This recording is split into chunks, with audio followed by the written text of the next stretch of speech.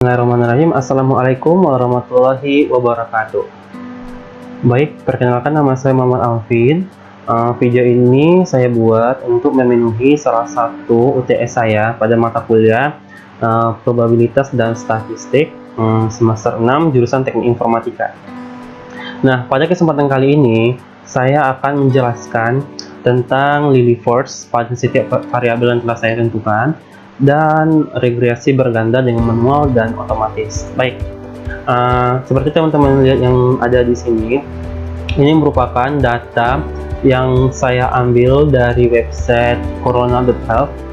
Di sini bisa teman-teman lihat, di sini adalah 20 negara yang mana negara ini merupakan negara yang penduduknya paling banyak terinfeksi COVID-19 atau virus corona. Nah, sekarang kita beralih ke websitenya ya. Saya ngambilnya dari sini, corona.health, yang mana ini merupakan website ataupun situs tentang corona yang mana ini tuh sangat terupdate. Bisa teman lihat di sini, last update-nya itu 1 minute ago atau 1 menit yang lalu pada tanggal April 26, yaitu hari sekarang saya buat video ini. Nah, di sini juga bisa lihat statusnya. Ini world status, yang mana itu status dunia sekarang, yang mana telah total kasus yang telah dikonfirmasi itu ada 2 jutaan, 2.900.000 mau sampai 3 juta, bayangkan. Yang mana hari ini itu 22.63, bayangkan. Ya, begitulah kondisi dunia saat ini, yang mana nah, di sini di situs web ini teman-teman juga bisa lihat dari history terinfeksinya berapa, juga ada grafiknya, yang mana di sini menunjukkan grafiknya naik ya. Semoga aja nanti menurun, amin. Dan di sini ada death history riwayat kematian, ada yang sembuh juga, dan ada daily change, yaitu perubahan setiap harinya. Dan yang saya ambil itu negaranya di sini, yang mana seperti yang saya jelaskan tadi, ini merupakan negara-negara yang terbanyak terinfeksi virus COVID-19 atau virus corona. Nah, di sini saya ambil itu ada 20 negara, yang mana variabelnya yang saya jadikan adalah yang pertama itu infected, yaitu orang atau kasus yang orang-orang yang terinfeksi kasus corona atau total keseluruhan. Nah, di sini yang infected ini saya ambil dari variabel Y, dan angka kematian itu saya ambil sebagai X1 nya, dan kesembuhan atau recovery rate itu X2, sedangkan yang aktif F3. Maka setelah saya rangkum atau setelah saya ambil datanya seperti ini, yang mana ini akan saya buat Lily-Force-nya setiap variabel. Yang pertama itu ada variabel Y, variabel X1, X2, dan X3, yang mana yang telah saya jelaskan tadi. Setelah ini merupakan Lily-Force dari variabel Y, yang mana ini merupakan data-datanya sebanyak 20. Nah, untuk langkah yang pertama kita harus mencari rata-rata atau mean dari Lily-Force ini. Itu harus ya, kita nah, ini merupakan rata-rata, dan berikutnya kita akan mencari standar deviasi, dimana rumusnya itu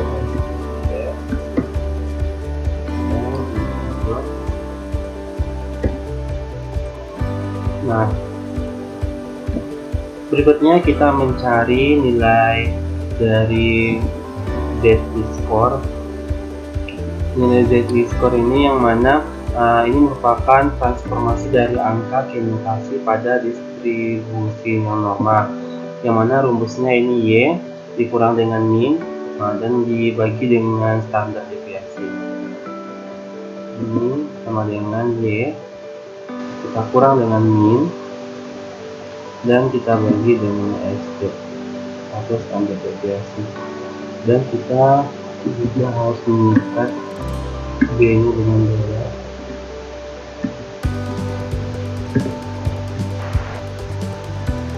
Oke. Oke. Dan langsung kita tarik ke bawah.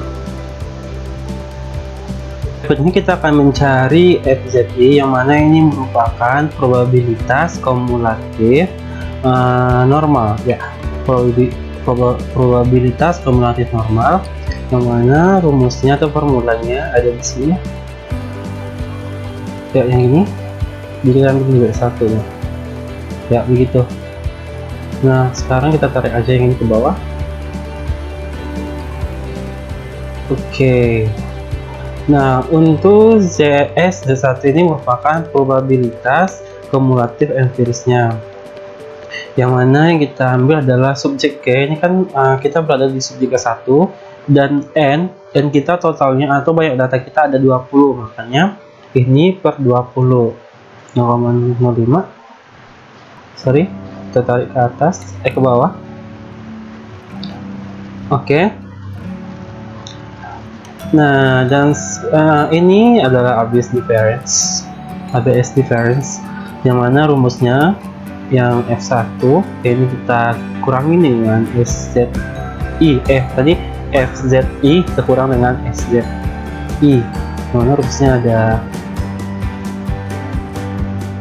ini ya rumusnya. Nah, kita kurang dengan ZI. Oke, maka ini kita tarik ke bawah. Ini udah maksimal ya, maksudnya di sini udah ada maksimal. Tadi saya lupa hapus, jadi di sini otomatis yang paling besar itu yang ada itu adalah L hitungnya. Dan kebetulan tadi yang utama itu yang paling besar, makanya langsung muncul. Nah baik, untuk L tabel ini kita tentukan dari tabel dari uji Lilliefors-nya sendiri. Di sini yang perlu kita ingat adalah data kita di sini ada 20, sama pada S atau peluang probabilitas kumulatif empirisnya ini yang paling kecil adalah 0,05. Berarti kita ada data 20 sama 0,05 ya. Berarti kita lihat di sini ukuran sampelnya kita ada 20, sama tarif nyata atau A itu yang paling kecil ya. Yang punya kita ada 0,05 seperti ini, 0,05 20, maka 0,190 atau 0,19. Maka di sini L tabelnya itu 0,19 begitu. Nah, data berdistribusi normal itu dikatakan normal apabila L hitungnya itu lebih kecil dari L tabelnya.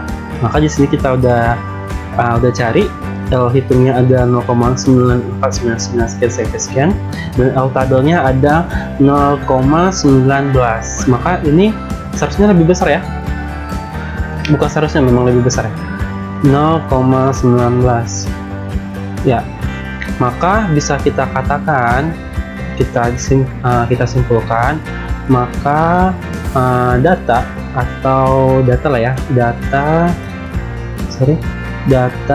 variabel Y tidak berdistribusi normal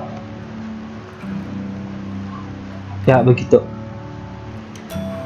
Dan untuk berikutnya ini kita ada variabel X1, dan jalan itu sama dengan variabel Y tadi.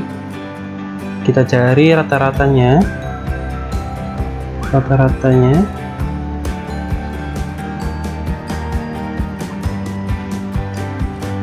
dan standar deviasinya. Jalannya sama ya.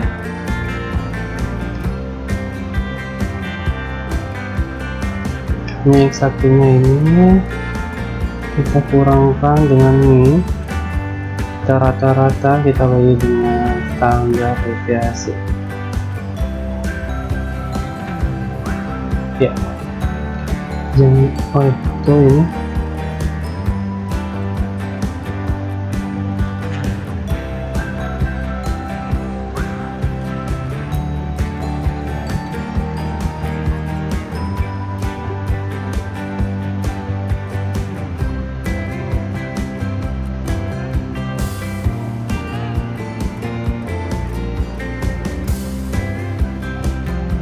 kurung ya. Oke, kita tarik.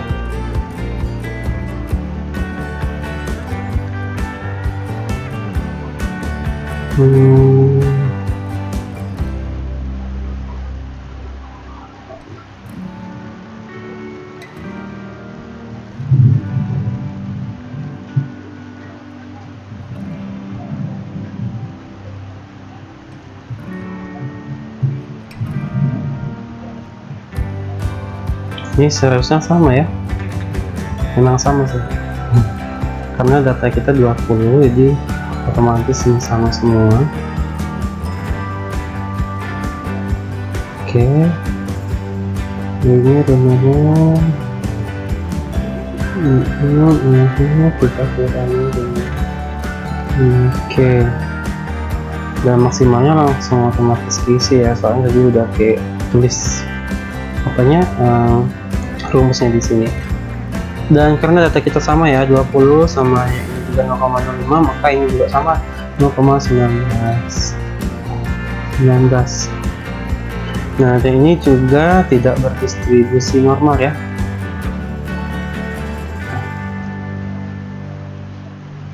Ini kita copy seperti aja.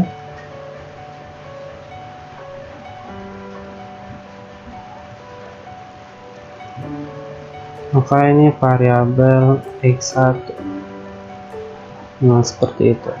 Maka bisa kita katakan, kita simpulkan, maka data dari variabel x1 ini itu tidak berdistribusi normal, seperti itu. Nah, untuk x berikutnya, x2 sama x3 itu di sini ada kasusnya yang sembuh dan juga ada yang aktif. Itu udah saya cari dengan jalan yang sama untuk mempersingkat waktu aja. Nah, yang mana ini telah saya dapatkan L hitungnya 0,9326968532 yang ini merupakan x2 ya, tabel x2. Dan memang di sini juga lebih besar ya daripada 0,19. Ini dapatnya jadi dari tabel reports. Nah, maka di sini bisa kita katakan maka di sini berarti data variabel kita yang ke x2 ini juga tidak berdistribusi normal, seperti itu. Nah, begitu juga dengan x3 itu juga sama ya. Di sini berarti tabelnya kita dapat tadi sama ya, 0,19. Nah, berarti ini dapat 1 ya, karena ini digenapkan 0,19.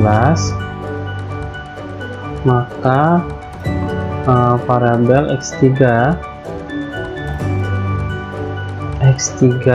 tidak berdistribusi normal.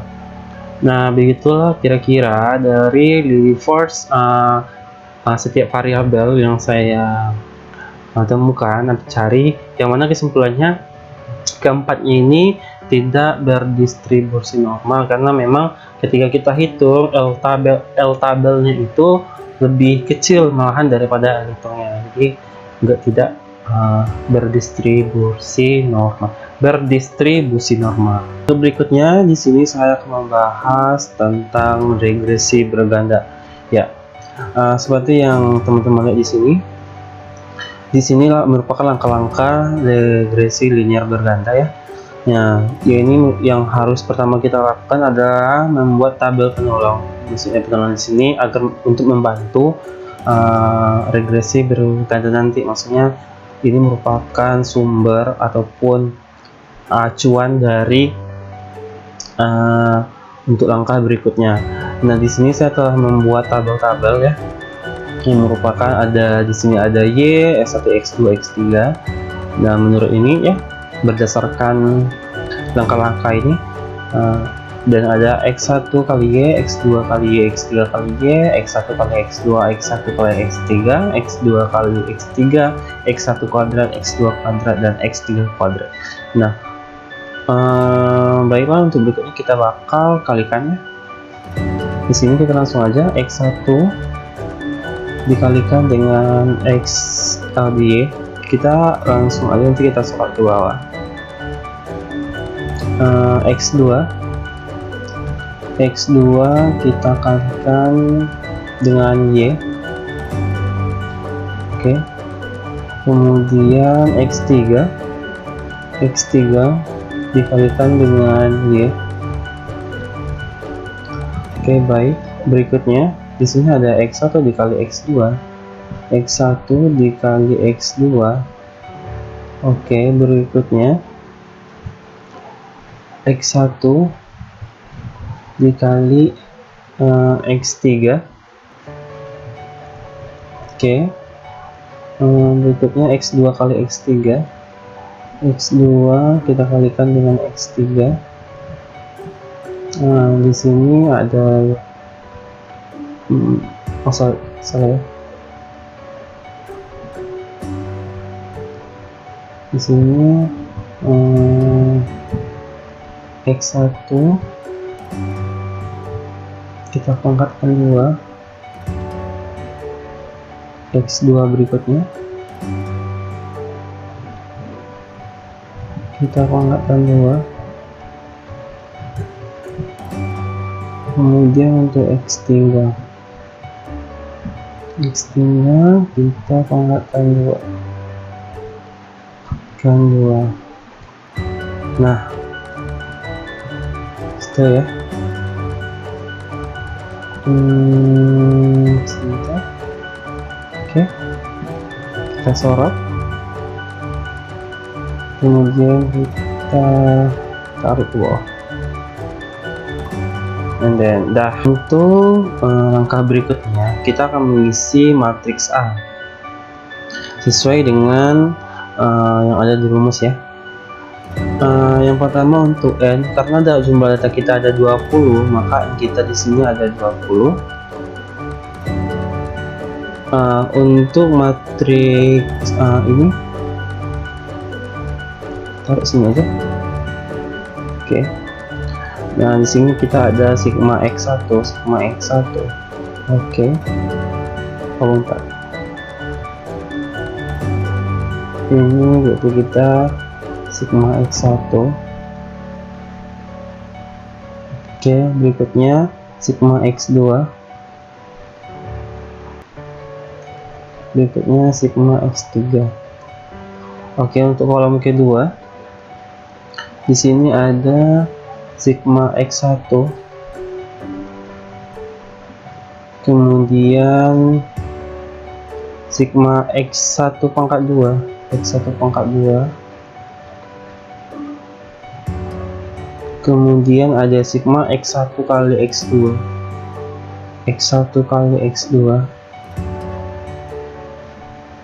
dan ada X1 kali X3. Nah, untuk kolom ketiga ada sigma X2,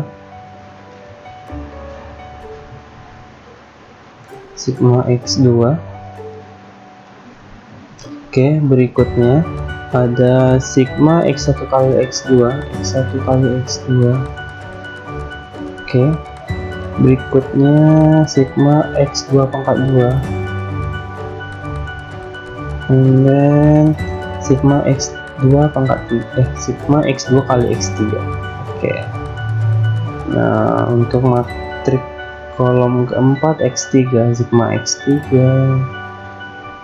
ada X1 kali X2,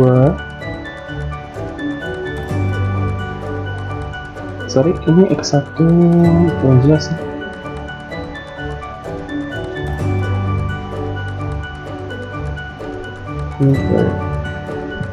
X1 kali X3 ya.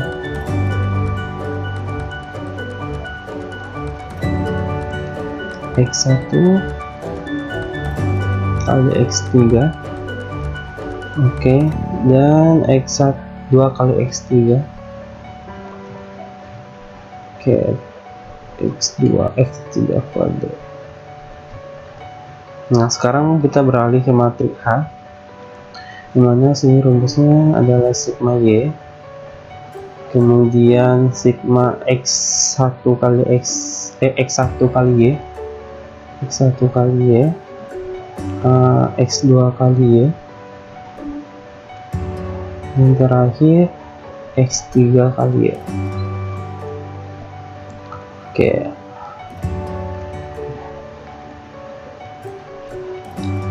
Oke, baik. Nah, untuk mengisi atau untuk berikutnya matriks A1, matriks A2, matriks A3 dan matriks A4 ini, untuk matriks A1 yang mana pada kolom pertama itu kita ganti dengan matriks A, dan untuk pada matriks A2 pada kolom kedua ini kita ganti dengan matriks H. Pada matriks ke A3 itu kolom ketiganya kita ganti dengan matriks H, dan pada ke A4 kolom keempatnya kita ganti dengan matriks H. Mungkin kira-kira seperti itu. Bisa dilihat dari sini. Berarti ini tetap ya. Sama dengan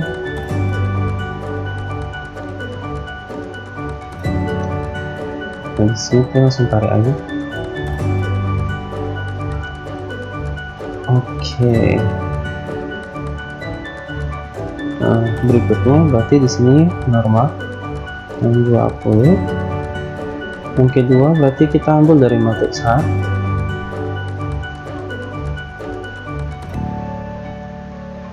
Ini matriks 3 yang tetap. Berikutnya masih tetap ya. Let's tarik. Oke, sip. Sekarang A3 berarti di sini yang berbeda atau yang berubah cuma pada kolom ketiga. Ini 18 ya. Normal. Nah, yang ini kita ambil dari matriks H. Yang berikutnya ini tetap.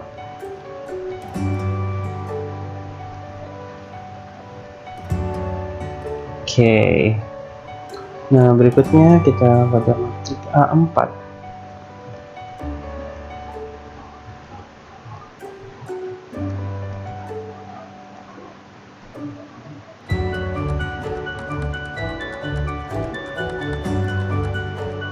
Ini matriks A.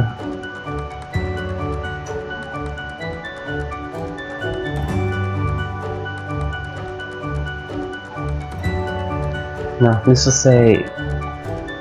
Nah, berikutnya yang kita kerjakan adalah data. Ya, matriks data. Jadi di sini kita bikin net. Kita buat dari matriks A nya. Ya, oke, dapat segini. Dan berikutnya kita blok matriks A1 nya. Oke. Dan A2 nya juga. Oke. Yang dua. Berikutnya nanti A3.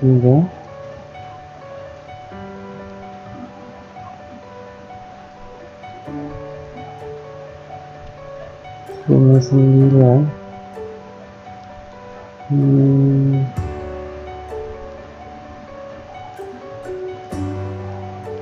Kita mati 4 ya.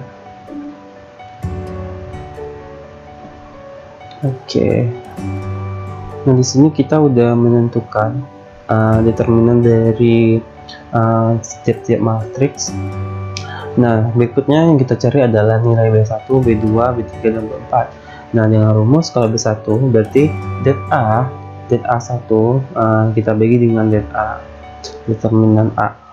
Oke, dia sama dengan det A1 yang ini kita bagi ya. Nah, segitu. Yang berikutnya B2, det A2 kita bagi det A 1, dan ini det A3 kita bagi dengan det A. Ini berikutnya det A4 kita bagi dengan det A.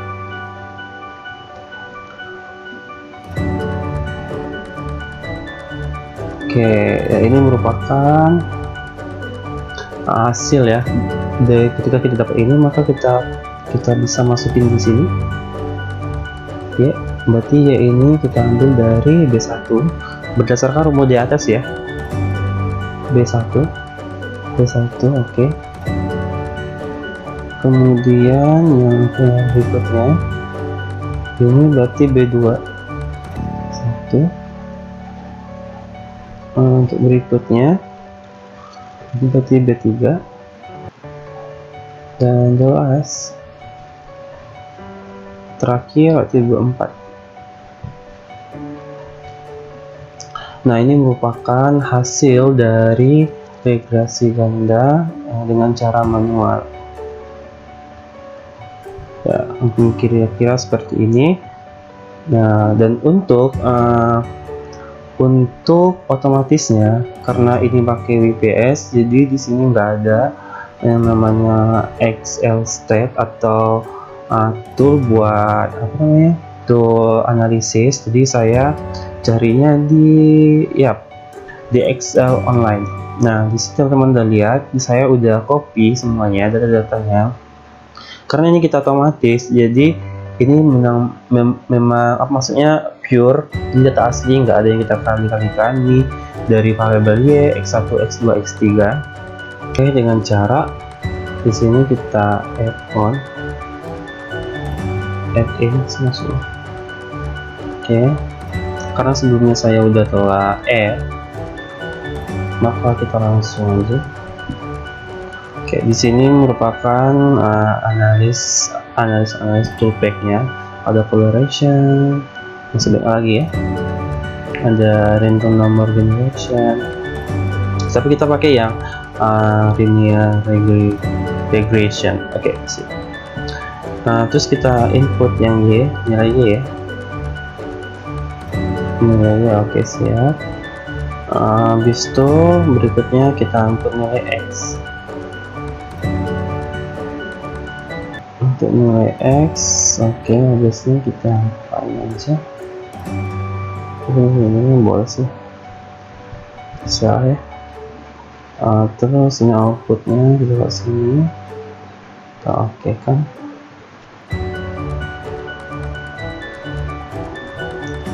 Oke. Nah, di sini telah muncul ya, ini merupakan nilai otomatisnya apa hasilnya, dimana ini benar-benar satu ini dipangkatkan, maksudnya diperkecil ya, diperbesar sama, dan seharusnya ini sama hasil yang tadi. Nah, begitu. Nah, mungkin ini aja dari saya. Semoga apa yang kita pelajari hari ini dalam video ini berguna untuk kita semua, dan mohon maaf apabila ada kesalahan karena memang saya masih dalam tahap pembelajaran.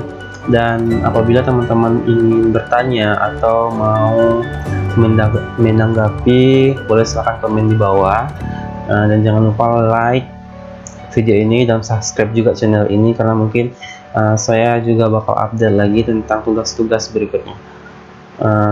Oke, sekian dari saya. Wabillahi taufiq wal hidayah. Assalamualaikum warahmatullahi wabarakatuh.